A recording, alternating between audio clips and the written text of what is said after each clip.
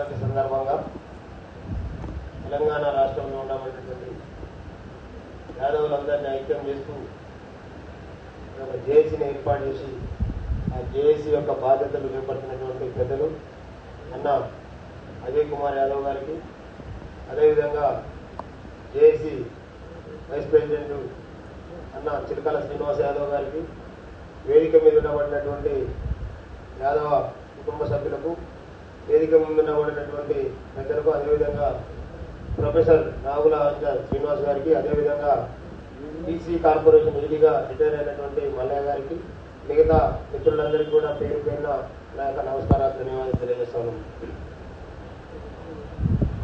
బీసీలు ఇది యాదవులది కాబట్టి బీసీ అని అదే పోతా ఉంది. కానీ యాదవుల యొక్క ఐక్యం కావాలి అనే మాట కంటే ముందు ఈ రాష్ట్రంలో ఉండబడినటువంటి తెలంగాణ రాష్ట్ర సమితితో పోరాటం నేను మొదలుపెట్టిన రోజు మరి ఆ పార్టీ నా మీద చేస్తున్నటువంటి కుట్రల్ని భగ్నం చేసేటటువంటి క్రమంలో ఈ రాష్ట్రంలో ఉండబడినటువంటి యాదవులందరూ కూడా నా వెంట నిలిచి నాకు మద్దతుగా అన్ని జిల్లా, మండల, పట్టణ స్థాయిలో అనేక ప్లేసులలో మరి ధర్నాలు, రాసరోకోలు పెట్టినటువంటి సందర్భం. మరి ఆనాడు నేను కొట్టే జాన యాదవ్గా ఎవరికి తెలియదు, కానీ నాకు పేరు చివరిన యాదవ్ అనేటటువంటి దాన్ని చూసి మరి అనేక మంది ఇక్కడ మా సిద్ధి రమేష్, ఇంకా మధు అందరూ కూడా అప్పుడు నాకు ఎవరు తెలియదు. ఆ తర్వాతనే వీళ్ళంతా వాళ్ళు పెట్టినటువంటి ప్రెస్ మీట్లో కటింగ్ లైన్ చూసిన తర్వాత తెలిసింది. అంటే యాదవులలో ఉన్నటువంటి చైతన్యమే మరి ఆ రోజు అక్కడ మా బిడ్డకు అన్యాయం జరుగుతుంది అనేటటువంటి సందర్భం వచ్చినప్పుడు ఐక్యంగా నిలిచిన అనే దానికి ప్రతీక అనేటటువంటి వాస్తవాన్ని ఈ వేదిక ద్వారా మీ అందరూ కూడా గుర్తు చేస్తా ఉన్నాం. ఇప్పుడు పెద్దలు అన్న చెప్పిండు, అజయ్ అన్నకు ఏ బంగ్లా అన్న, ఏం బంగ్లా ఉంటాను, ఇంద్రభవనం లాంటి బంగ్లా. కానీ బీపీ మండల్ గారి లాంటి బంగ్లా స్థాపించిపోవాలి సమాజానికి. ఎందుకంటే ఇంద్రభవనం లాంటి బంగ్లా మనం ఉన్నంతసేపు ఉంటుంది. మనం పోయిన తర్వాత కూడా మన ఇంద్రభవనం లాంటి బంగ్లా, అలాంటి బంగ్లాలో మనల్ని గుర్తు చేసుకునేటటువంటి సమాజం కోసం ఏదో ఒకటి చేసుకోవాల్సినటువంటి బాధ్యత ఉంది. అన్నగారు మరి ఆ బాధ్యతలు మరి మన మండలి గారి ఆశయాలతో మరి వాళ్ళ యొక్క ఆలోచనకు అనుగుణంగా మరి ఆ కార్యక్రమం మొదలుపెట్టారని అనుకుంటా ఉన్నాం.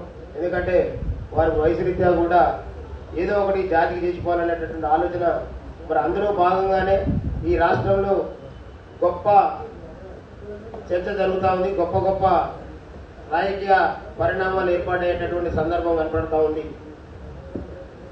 భారతదేశానికి స్వతంత్రం వచ్చి అదేవిధంగా తెలంగాణ రాష్ట్ర ఏర్పాటు జరిగి ఎన్ని రకాలుగా మార్పు జరిగినా ఈ వర్గాలకు జరుగుతుంది అనుకున్నటువంటి మార్పు ఒక్కటి మాత్రమే అక్కడే ఆగిపోయి మిగతా మార్పులన్నీ కూడా జరుగుతూ ఉన్నాయి.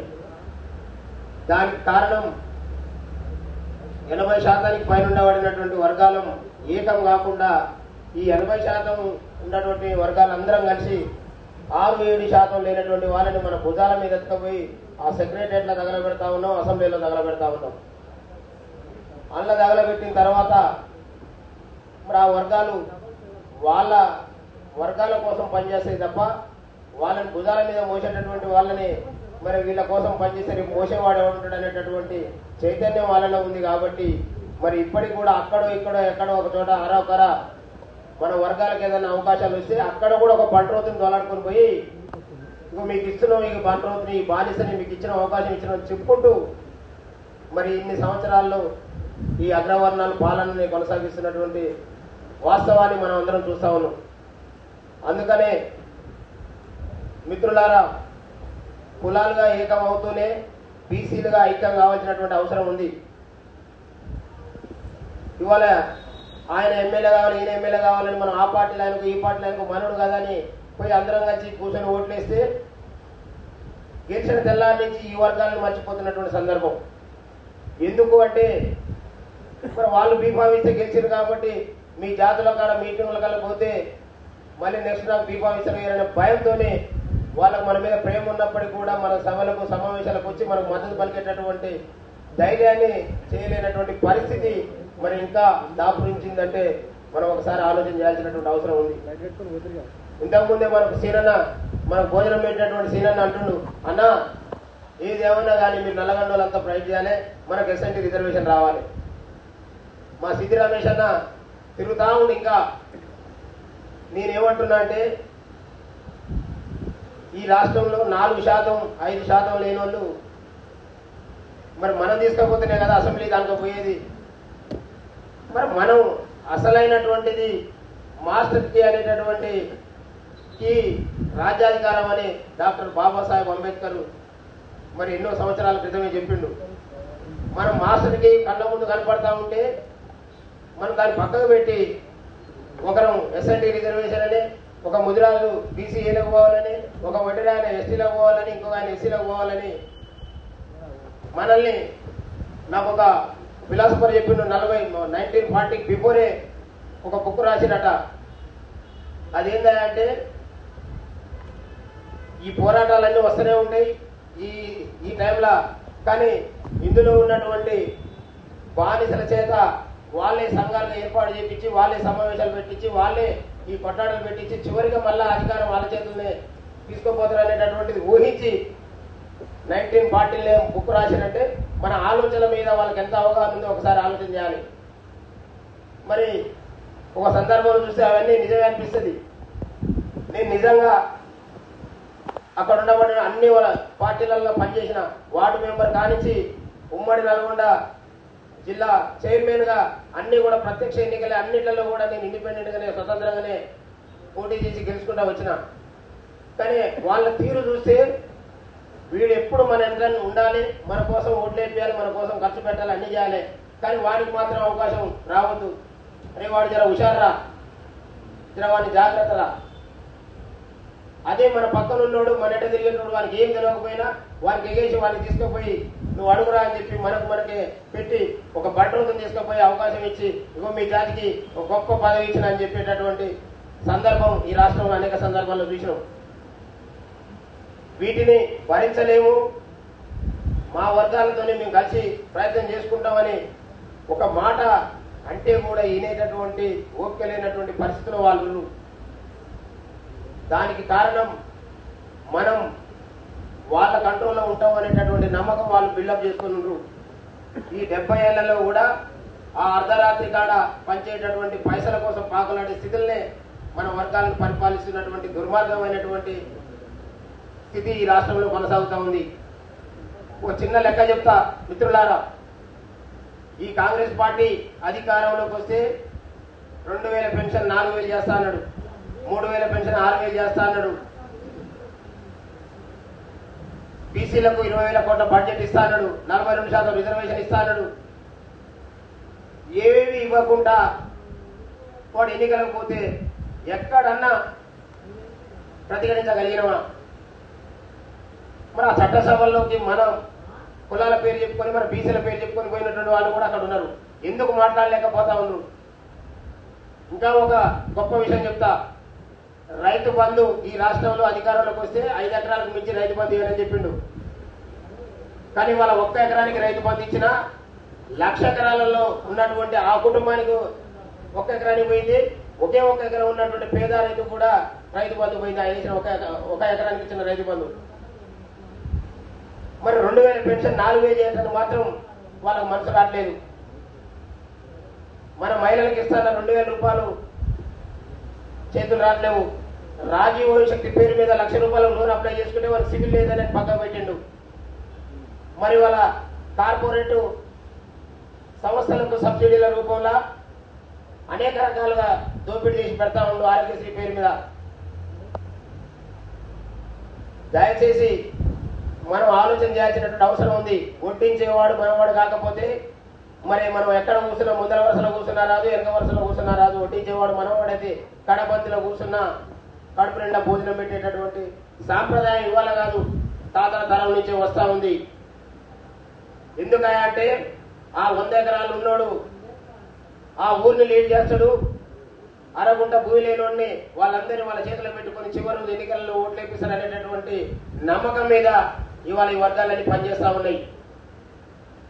అందుకని మిత్రులారా, మనం జేఏసీలు ఏర్పాటు చేసుకొని సభలకు ఇవాళ మన జాతి చైతన్యానికి మనం వచ్చిన సభ అదే రెడ్డి గారు వస్తారని పిలిస్తే ఆయన కనబడాలి, ఆయన మెప్పు పొందడం కోసం ఎగిరెగిరి తలా ఒక 4 బండ్లు పట్టుకుని 4 కార్లు పట్టుకొని సొంత పైసలు పెట్టుకొని తీసుకొచ్చి మీటింగ్లో కూర్చోబెడతాం.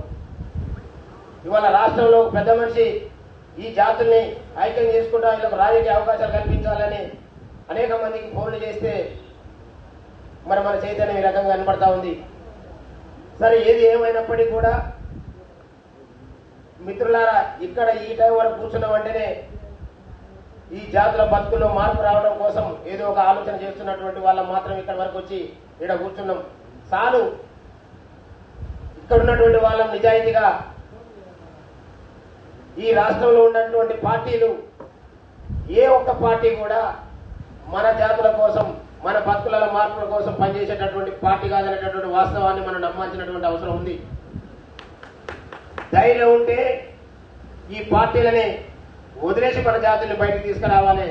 ఈ రాష్ట్రంలో ఎస్సీ ఎస్టీ బీసీ మైనార్టీల కుల సంఘాలు కావచ్చు, పార్టీలు కావచ్చు, అందరం అవసరం వస్తే క్లైమాక్స్ లో ఒకటై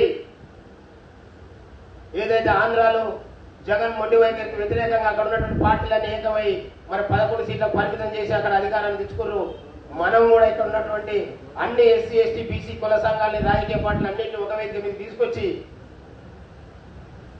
మరి వాళ్ళు చేస్తున్నటువంటి అనాలిసిస్ ప్రకారమే మనం కూడా ఒక టీవీని పెట్టుకొని ఎక్కడ ఎవరికి గెలిచే ధైర్యం ఉందో, ఎక్కడ ఎవరికి గెలిచే బలం ఉందో ఎంక్వైరీ చేసుకొని మనం ఈ రోజు నుంచి ఈ అగ్రవర్ణ పార్టీలకు ఓట్లేయమని ప్రమాణం చేసుకొని ఏ సభ జరిగినా ఫస్ట్ ఈ గడప దాటిన మరుక్షణం తర్వాత ఏ ఎన్నిక వచ్చినా ఆ అగ్రవర్ణ పార్టీలకు కానివ్వండి, అగ్రవర్ణాల నుంచి వచ్చినటువంటి నాయకులు కానీ ఓట్లేయమనేటటువంటి శబదాన్ని పూని మనం ఈ రాష్ట్రంలో కార్యక్రమాలు మొదలు పెట్టుకుంటే తప్ప మనం అనుకుంటున్నట్టుగా వేరే ఏది చేసినా ఎస్ఎన్టీతోనే ఇంకో దాంతోనే మనం కాలేము.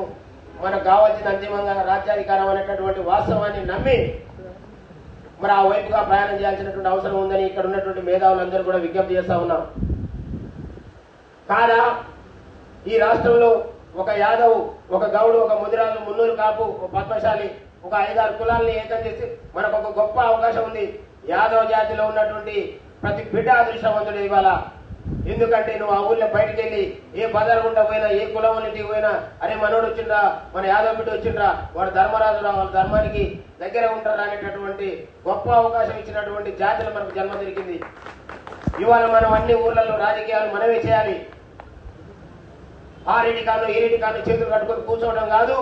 ఆ రెడ్లకు వ్యతిరేకంగా ఇవాళ మీరందరూ నేను హైదరాబాద్ లో దిగితే నేను నిలబడితే నేను ఒక అర్ధగంట నిలబడితే 3-4 నాతో సెల్ఫీ దిగిపోతారు. నేనేమో అందగానా? నువ్వు 6 ఫీట్ల హైట్ ఉన్నానా? కానీ ఇక్కడ అగ్రవర్ణాలను ఎదిరించినటువంటి ఒక గుండె ధైర్యాన్ని మెచ్చుకొని వాళ్ళ నా పక్కకు వచ్చి సెల్ఫీ దిగిపోతా ఉంటే ఎంత గర్వంగా ఉంటుందో మరొకసారి ఆలోచన చేయి. నేను మినిస్టర్లు ఏమడితే మినిస్టర్ నేను లేకుండా కార్యకుండా ఉన్నటువంటి సందర్భం కూడా చూసినా, కానీ అక్కడెక్కడ కూడా నాకు తృప్తి దొరకలేదు. ఇవాళ ఈ రోడ్ల మీద బీసీలకు రాజ్యాధికారం రావాలని కొట్లాడుతుంటే మన బిడ్డలు వచ్చి అన్నాను గట్టిగా ఎదుర్కొన్నామని మాట్లాడినప్పుడు వచ్చేటటువంటి ఆ ఫీలింగ్ అనేది ఒకసారి ఆలోచన చేసుకోవాల్సినటువంటి అవసరం ఉంది. అందుకని సోదరులారా, మనం మనతోనే ఏమవుతుందిలే, మనం అసలు ఇవాళ మా మధు మాట్లాడుతున్న అంతకుముందు మన యువజన నాయకుడు సోదరుడు మాట్లాడుతూ ఉన్నారు. ఇవాళ అసెంబ్లీలో ఉన్నటువంటి ఆ రెండు వాళ్ళందరూ తీసుకొచ్చి బదట్లేదాం, ఎలవాళ్ళని తీసుకొచ్చి బదట్లేదాం. మనలతో పోటీ పడి మాట్లాడితే దానికి ఛాలెంజ్ చేద్దాం. ఇగో ఇప్పుడే వచ్చిండు మా సోదరుడు హైదరాబాద్ టైగరు. ఈ మధ్య ఏందో మన గల విప్పి మొత్తం వాట్సాప్లలో, ఫేస్బుక్లలో, ట్విట్టర్లో ఆడ చూసినా ఆయనే. అది కావాలి కదా మనకు. మనం ఏదో పార్టీలలో ఊడిగం చేయడం కాదు, మనం ఉన్నటువంటి పార్టీ చేస్తున్నటువంటి దుర్మార్గాల మీద ప్రశ్నించలేకపోతే మరి మనం ఉండి కూడా వేస్తున్నటువంటి వాస్తవాన్ని గ్రహించి మరి వాళ్ళ రాబోయే రోజులలో ఈ రాష్ట్రంలో ఒకే ఒక్క నినాదం ముందుకు పోవాలి. రెడ్డి ఎలమలకు ఓట్లేసేటటువంటి పరిస్థితి ఉండొద్దు అనేటటువంటి శబ్దాన్ని పూని మరి రెడ్డి ఎలమలకు వ్యతిరేకంగా ఓటింగ్ జరగాలి. అక్కడ ఉన్నటువంటి వాడు మన శత్రువు అయినా బరాబర్ మనం ఆయన ఇంటికి పోయి చెప్పి ఓటేసి రావాలి, మాట్లాడకపోయినా ఓటేసి రావాలి. ఆ చైతన్యం వచ్చినప్పుడు మాత్రమే మనం కళలు కంటున్నటువంటి కళలు సాకారం అయితే తప్ప మళ్ళీ మనం తీసుకుపోయి ఆ పార్టీలో ఉన్నటువంటి మనోడే కదా, ఆ పార్టీలో మన జాతి బిడ్డే ఉండు కదన్నా, వాడు బందీనే, బానిసనే. కాబట్టి బానిసలకు కూడా ఓటేయద్దు. బానిసలుగా తయారు చేసినటువంటి పార్టీలని ఈ జాతి నుండి మనం వెలేయాలి. ఈ రాష్ట్రం